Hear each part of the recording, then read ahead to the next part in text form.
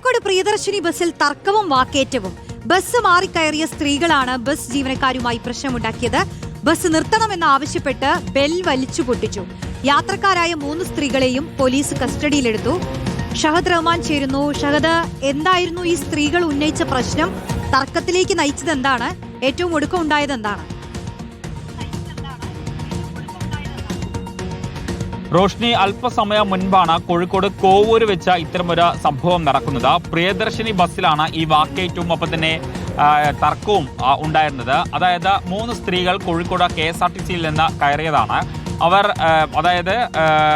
കോഴിക്കോട് സുൽത്താൻ ബത്തേരി റൂട്ടിലുള്ള ബസ്സിലാണ് കയറിയിട്ടുണ്ടായിരുന്നത്.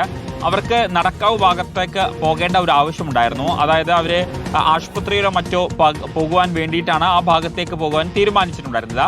പക്ഷേ ബസ് പോയത് മെഡിക്കൽ കോളേജ് ഭാഗത്ത് കൂടെയാണ്. ഇപ്പോൾ കോവൂരെത്തിയ സമയത്താണ് ഇവരുടെ ശ്രദ്ധയിൽ ഇത് പെടുന്നത്. അങ്ങനെയാണ് ബസ് ഉടൻ തന്നെ നിർത്തണം എന്നിവർ ആവശ്യപ്പെട്ടത്. അങ്ങനെ പെട്ടെന്ന് നിർത്താൻ സാധിക്കില്ല, അടുത്ത സ്റ്റോപ്പിൽ നിർത്തിത്തരാമെന്ന് ബസ്സിലെ കണ്ടക്ടർ പറയുന്നു. വനിതാ കണ്ടക്ടറാണ് എന്നുള്ളതാണ് നമുക്ക് മനസ്സിലാക്കാൻ സാധിക്കുകയും ചെയ്യുന്നത്. അങ്ങനെ ബസ് കണ്ടക്ടറുമായിട്ട് വാക്കേറ്റം ഉണ്ടാകുന്നു. ഏറ്റവും ഒടുവിൽ ഇവർ ദേഷ്യം പിടിച്ച് ഈ വാക്കേറ്റം ഉണ്ടാകുന്നതിനിടയിൽ ഈ ബസ്സിന്റെ ബെല്ല് അത് വലിച്ച് പൊട്ടിക്കുകയാണ് ചെയ്തിട്ടുണ്ടായിരുന്നത്. 3 സ്ത്രീകളാണ്, അതായത് ഒരു ഉമ്മ, കുട്ടിയുടെ മകള്, ഒപ്പം തന്നെ അവരുടെ പേരക്കുട്ടി, അങ്ങനെ 3 പേരാണ് ഈ ബസ്സിൽ ഉണ്ടായിരുന്നത് എന്നുള്ളതാണ് നമുക്ക് പോലീസിൽ നിന്ന് മനസ്സിലാക്കാൻ സാധിക്കുന്നത്. എന്തായാലും ഈ സംഭവവുമായി ബന്ധപ്പെട്ട് ഈ 3 പേരെയും പോലീസ് കസ്റ്റഡിയിലെടുത്തിട്ടുണ്ട്.